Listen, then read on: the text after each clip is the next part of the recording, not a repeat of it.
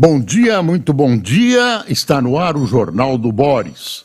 O Jornal do Boris é um sobrevoo pelos principais acontecimentos do Brasil e do mundo a partir das primeiras páginas dos jornais.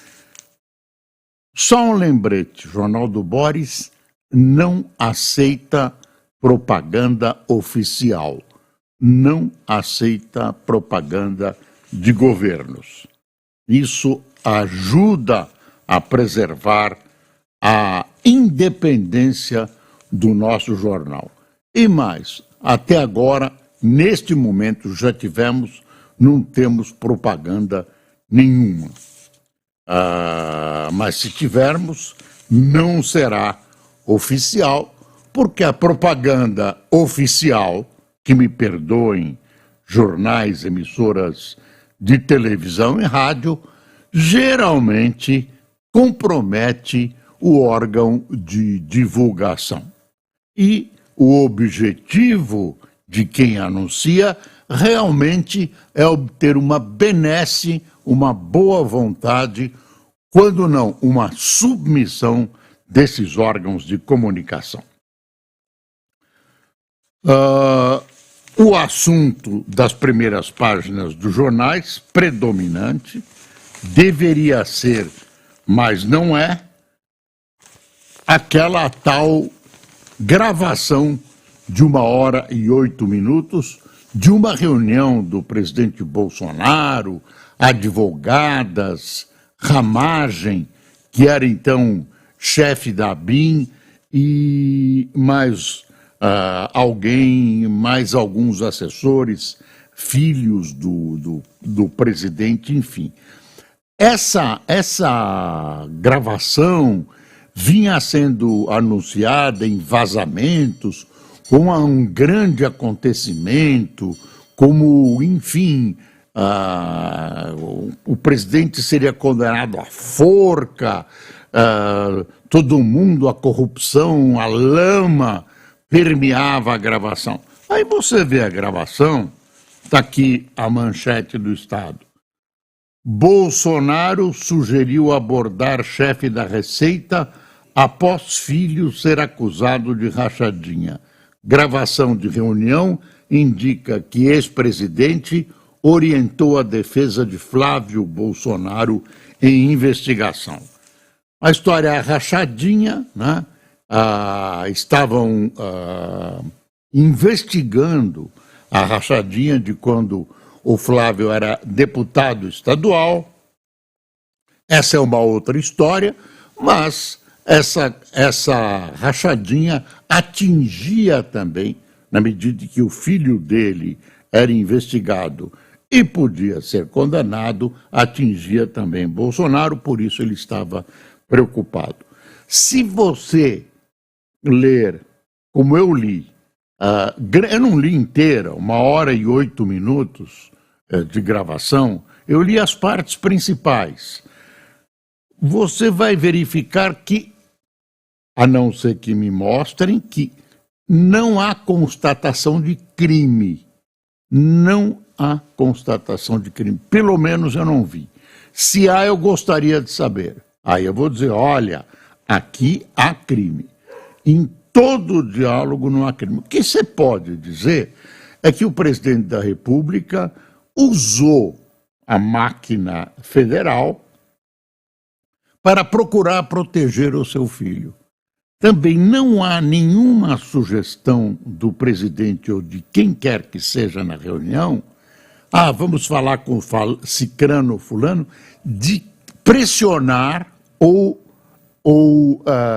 tentar obter uma vantagem através dessas pessoas. O que há era a tentativa de saber das pessoas que tinham acesso ao sistema de computadores, quem teria vazado esse material, quem teria vazado determinado material que prejudicava a Flávio Bolsonaro. Agora, eu insisto que é interessante saber o que há de criminoso. Talvez eu esteja errado. Talvez os meus conhecimentos jurídicos e de quem apurou isso nos jornais sejam insuficientes. Se fez um grande tufão, uma grande tempestade com essa gravação e acabou sendo parido um quase nada. É algumas coisas interessantes para serem verificadas, como o ex-presidente do Rio de Janeiro, que teria, em função de auxiliar a fazer desaparecer essa causa... Ex-governador, eu falei o quê? Ex-presidente. Não, ex-governador, como é o nome dele? Eu até já esqueci. Witzel, doutor Witzel. Oi, doutor Witzel, bom dia. O doutor Witzel, segundo a gravação, não está gravado, alguém que diz isso, atenção, que ele se comprometia a quebrar o galho desde que lhe desse um lugar no Supremo Tribunal Federal. Isso é a acusação que existe, ele nega tudo isso. Então, depois do primeiro impacto, eu fico esperando, honestamente, eu fico esperando que se mostre o que de criminoso tem nessa gravação. Tem coisas que não são lá super republicanas. Isso tem numa conversa supostamente privada. O Ramagem diz que o presidente sabia que a conversa estava sendo gravada.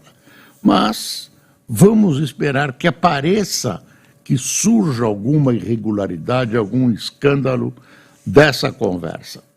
Por enquanto, eu não vi, me confesso ignorante a esse respeito, não estou aqui para fazer julgamento de caráter jurídico. Aparentemente, não tem nada, mas, tecnicamente, pode ter, e não apareceu nada, ninguém fez denúncia. Bom, tem outra coisa em nível nacional importante que os jornais não deram a devida importância, que o Itamaraty chamou o embaixador do Brasil em Buenos Aires para consultas. Quer dizer, o embaixador é chamado, vem a Brasília para consultas.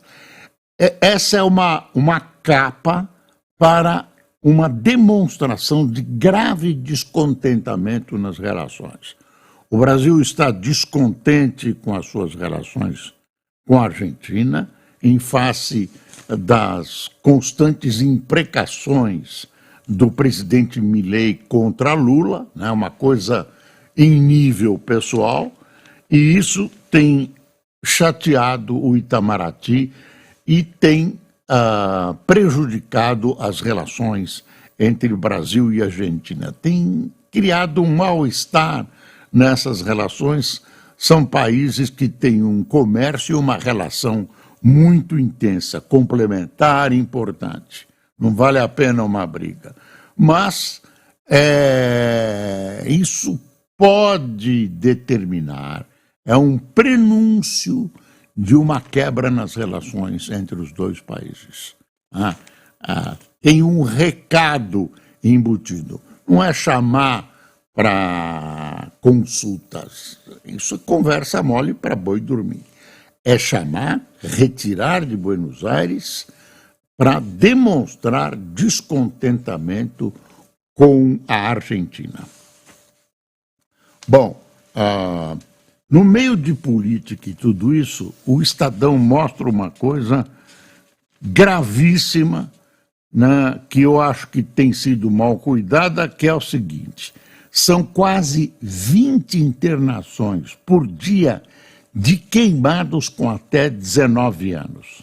Olha aí, foram 14 mil relatos em 2 anos na rede pública.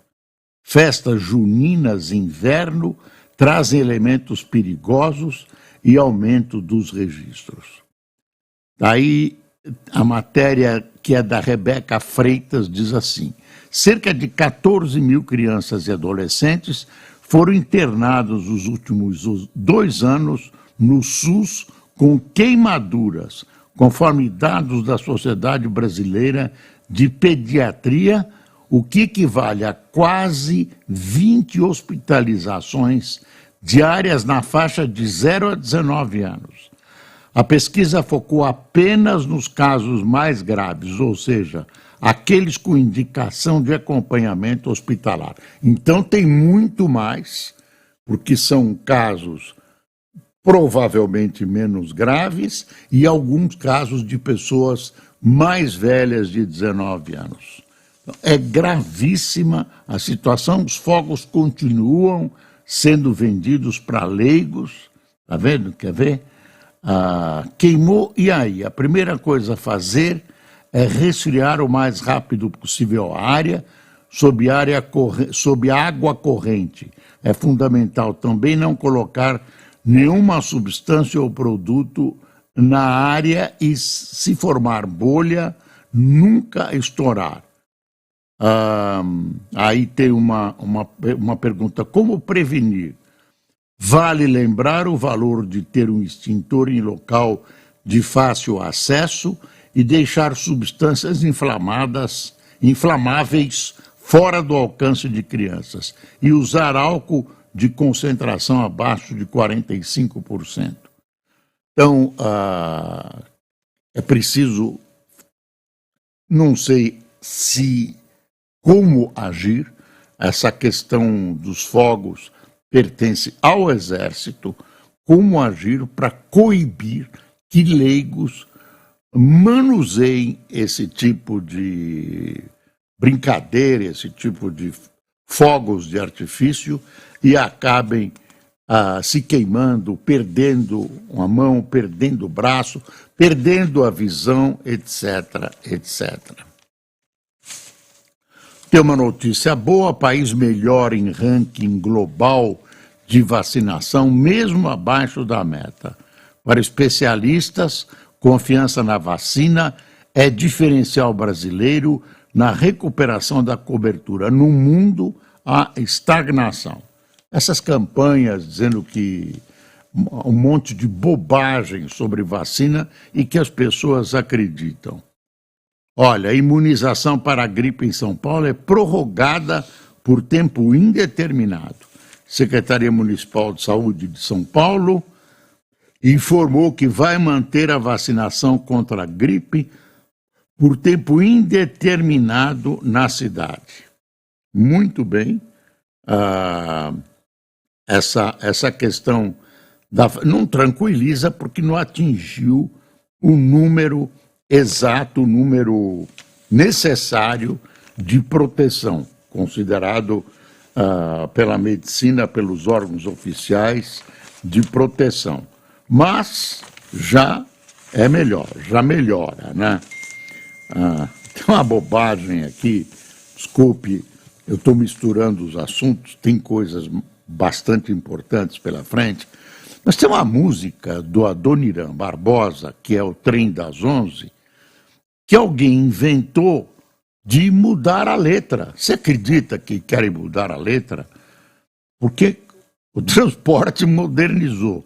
Então, assim, vou pegar um metrô, criado em 77, recebeu melodia do parceiro Eduardo Gudim e terá gravação oficial lançada em agosto. E é Vou Pegar o Metrô. E aí tem a letra aqui. Eu acho uma coisa estranha artisticamente você ou adulterar um livro, ou você melhorar, entre aspas, uma letra de música, porque o transporte não é mais o trenzinho da Cantareira, etc, etc.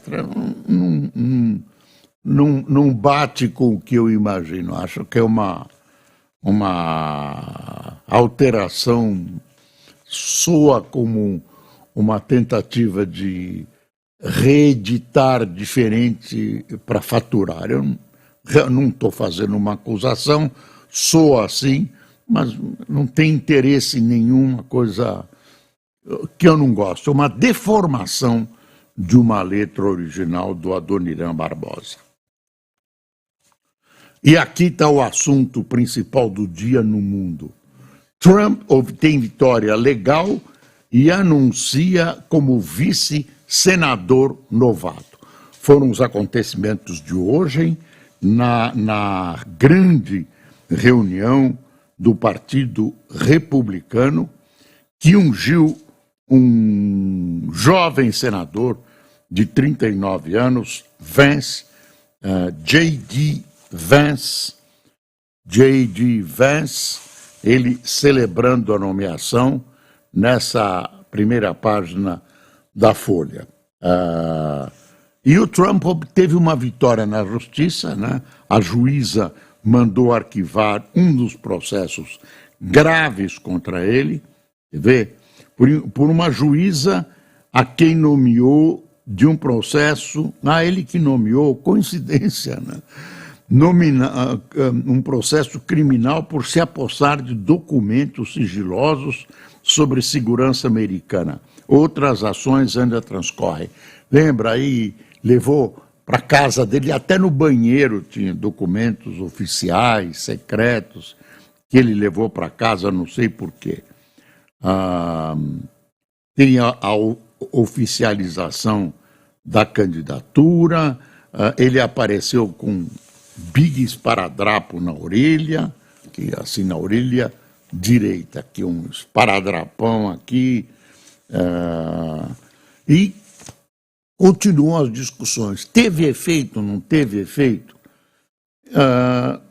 Eu ouvi muita gente falando ontem, muita gente especializada em política, em psicologia de massa.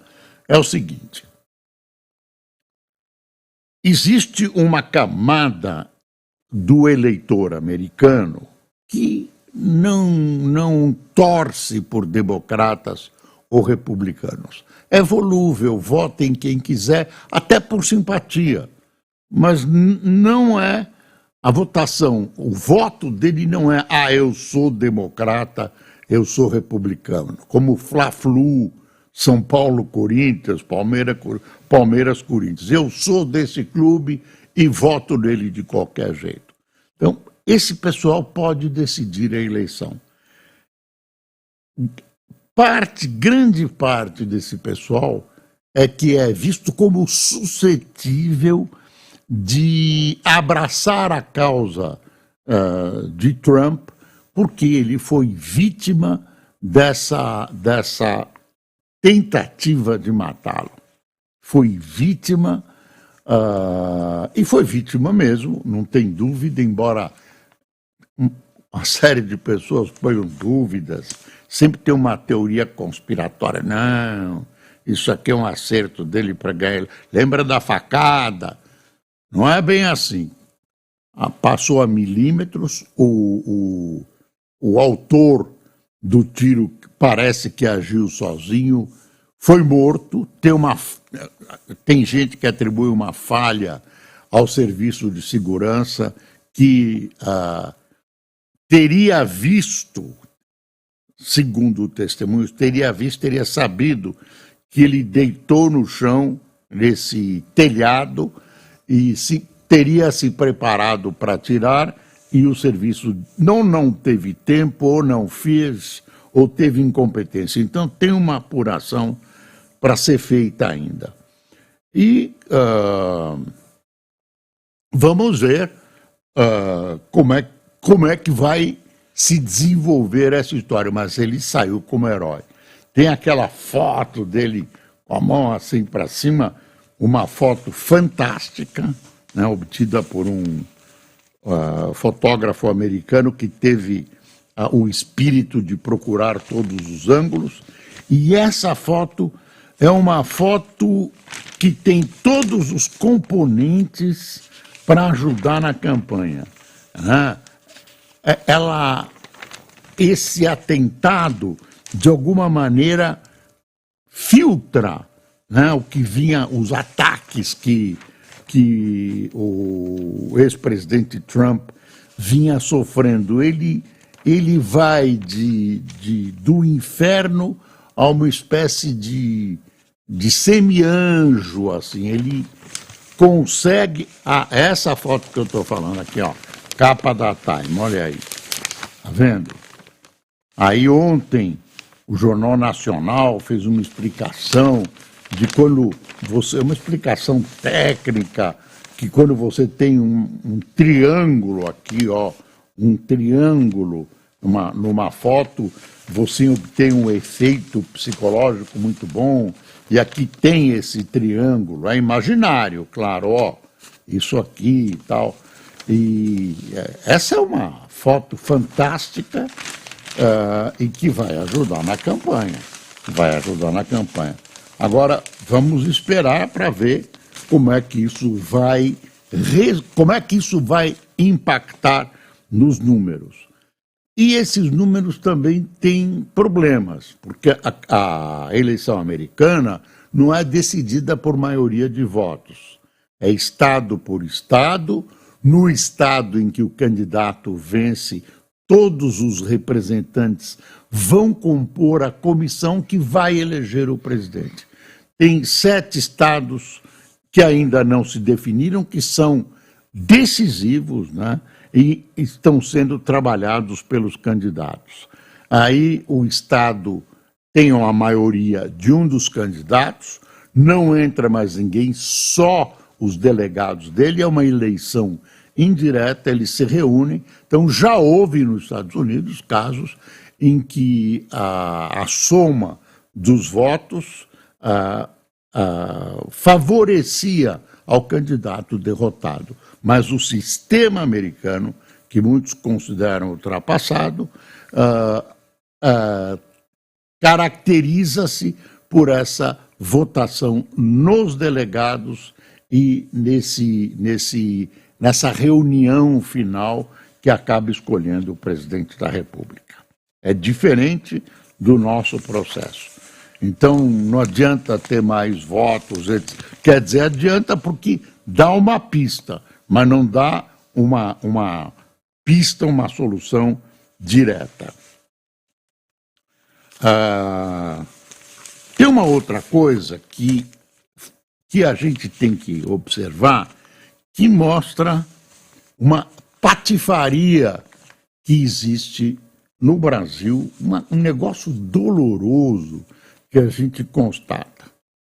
Tem uma reportagem aqui, que originalmente foi feita pela TV Globo, que usa números oficiais, que é o seguinte: governo investiga 300 mil fraudes impedidos do auxílio de reconstrução no Rio Grande do Sul. 300 mil. É cerca da metade dos pedidos. São fraudados. Como é que é essa fraude? Gente que não é vítima, gente que mora em cidades onde não houve enchentes, gente que se apresentou em 2 cidades, gente que não existe, né, que criou personagens para receber isso, contas bancárias laranja, quer ver? Indícios de irregularidades foram detectados em quase metade dos cadastros para benefício destinado a moradores desabrigados pelas chuvas. A Secretaria Extraordinária de Apoio à Reconstrução do Rio Grande do Sul, federal, né, detectou indícios de fraudes e impedidos de recebimento de emergência devido aos temporais de abril e maio. Teve quase a metade dos 629.611 pedidos identificados como suspeitos. Suspeitos são 300.660, quer dizer, a metade. Um monte de fraudes. Quer dizer, eu quero saber o que o governo vai fazer com esses fraudadores. Quer dizer, viram a oportunidade, inclusive são bestas, porque o governo pode cruzar, como tem cruzado, com impostos, com declarações diversas para órgãos federais, Quer dizer, os computadores do governo estão cruzando essas informações, descobrindo que muita gente desse pessoal não existe, ou então fraudou, ou então tentou 2 vezes. Tem gente que se inscreveu numa cidade em outra, e quero saber o que vão fazer com essas pessoas. Será que vão passar a mão na cabeça como a impunidade que existe nesse país? Aliás, cadê os planos do governo federal para, enfim, minorar o problema da segurança pública? Prometeram um plano, tem papéis aí, muito papel. O ministro Lewandowski tem um plano sensacional, mas até agora, experimenta sair na rua à noite para você ver. Está crescendo, a criminalidade está crescendo. Deixa eu ver aqui, o valor. União vence processos e evita impacto bilionário.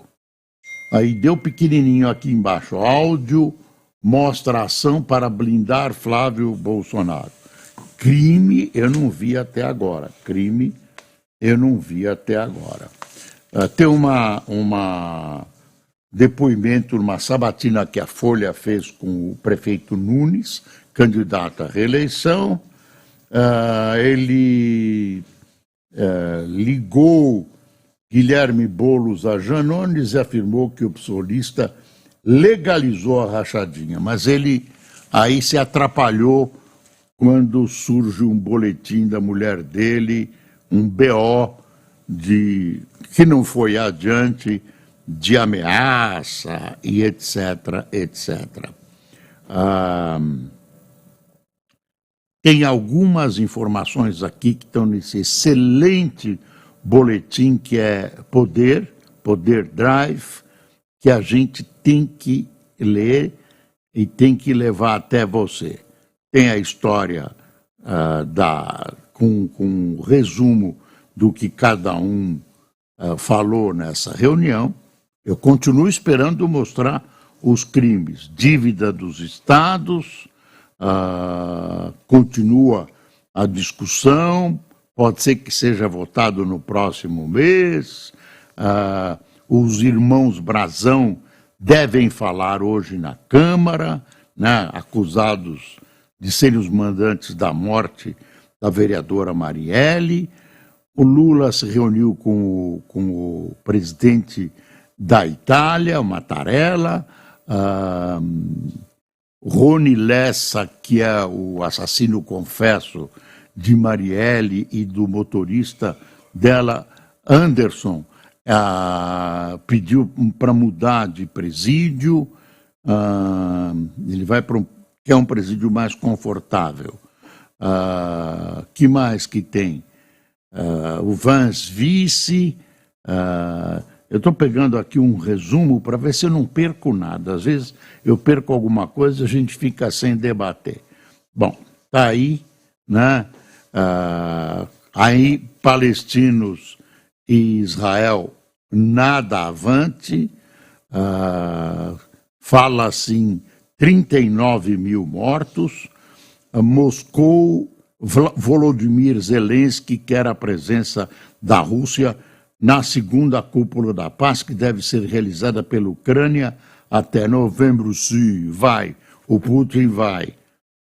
Putin quer realmente um pedaço, quer começar a discutir a partir da preservação da Rússia para a Rússia dos territórios conquistados pela antiga União Soviética, um pedaço da antiga União Soviética sobre a Ucrânia. Quem tomou café conosco, que é a parte mais importante do jornal, muito obrigado por estar conosco, com todo o carinho.